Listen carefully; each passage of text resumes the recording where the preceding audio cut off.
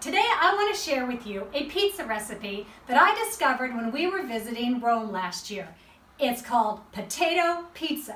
Now you might think, ooh, potato pizza? That's disgusting. Not so. It's fabulous. And if you like potatoes like I like potatoes, you're going to love this recipe. But let's talk about the potato first. Botanically, it is classified as a vegetable, but it has more starch than, let's say, your leafy greens, so you don't want this to be the only vegetable in your diet.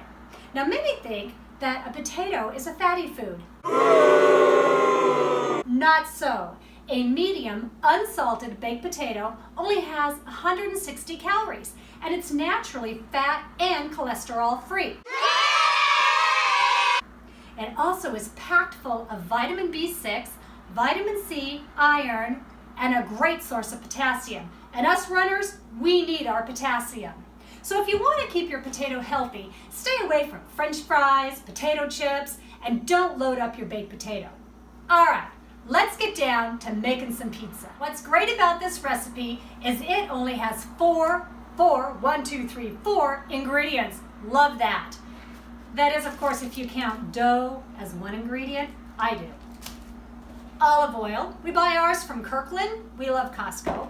Kosher salt. Potatoes. We go to Trader Joe's. We love Trader Joe's. And the pizza dough at Trader Joe's is absolutely the best. The three types that we have found there are white, whole wheat, and a garlic herb. Wonderful. One of my favorite appliances in my house is this pizza maker by Presto. It's the Pizzazz Plus. You can buy them on Amazon, and I'm going to put the link in the description below so you can have one on your own for yourself. Now, if you don't have a mandolin slicer, you need to go out there and get yourself one. This is fabulous. I use it for many things, but today we're using it to chop up our potatoes.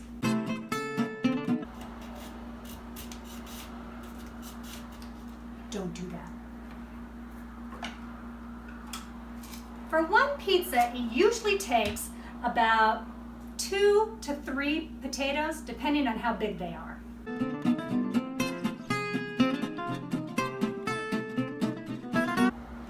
Put this over here.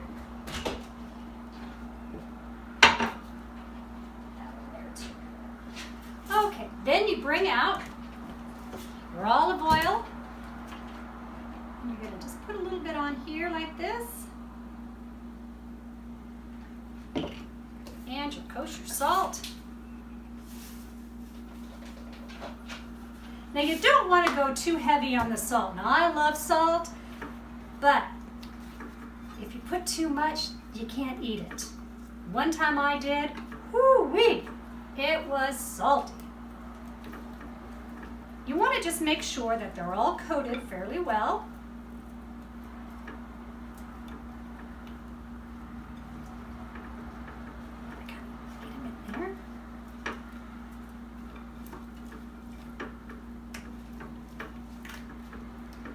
Next, we're going to roll the dough. Okay, so first off, you want to put a little flour on your cutting board. Otherwise, your dough is going to stick. Okay.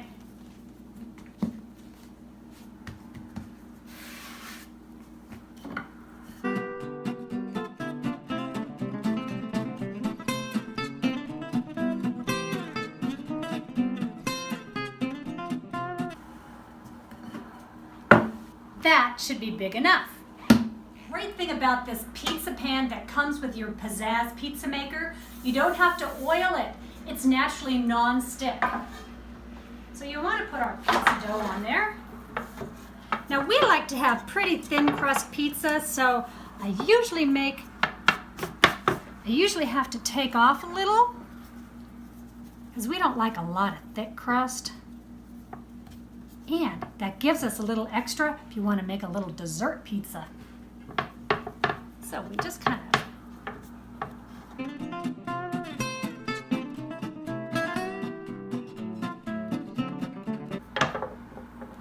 And there's your crust. Now to place the potatoes.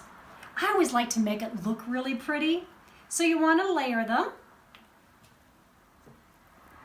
like so.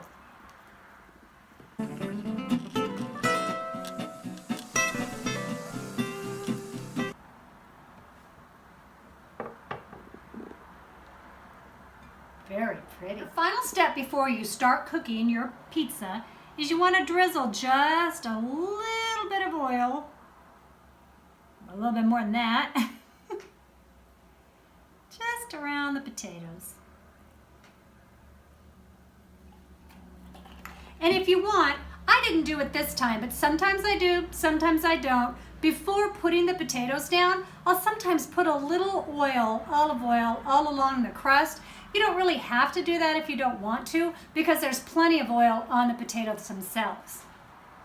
Also, if you want, I'm not doing it today, but if you didn't put a lot of salt on your potatoes, you can put some in your hand and just drizzle a little on top.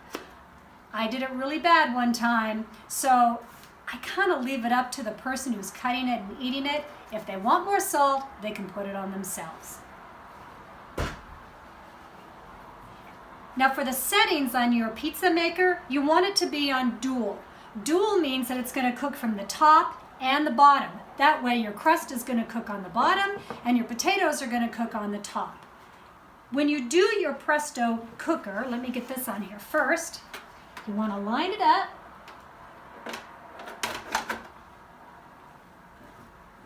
And plug it in. Whoop. Now I didn't get it all the way on.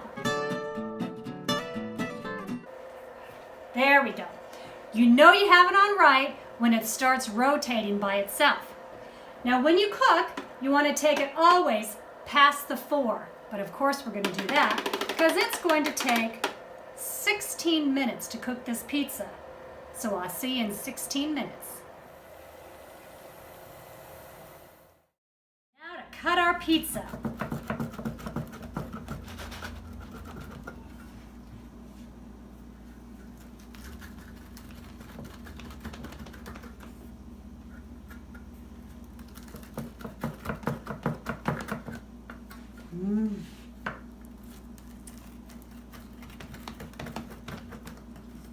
Now the real test, the taste test.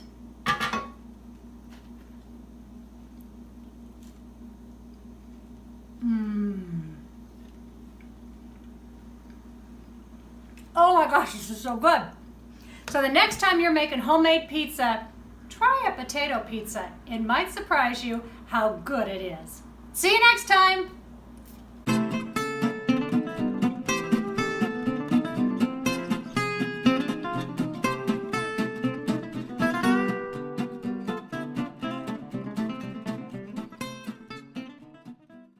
Today I want to share with you a pizza recipe that I discovered when we were visiting Rome last year. It's called potato pizza. Now you might think, ooh, potato pizza? That's disgusting. Not so. It's fabulous. And if you like potatoes like I like potatoes, you're going to love this recipe.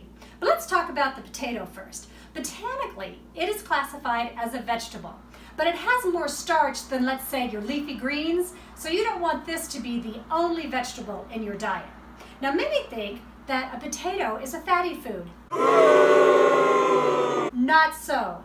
A medium, unsalted baked potato only has 160 calories, and it's naturally fat and cholesterol free.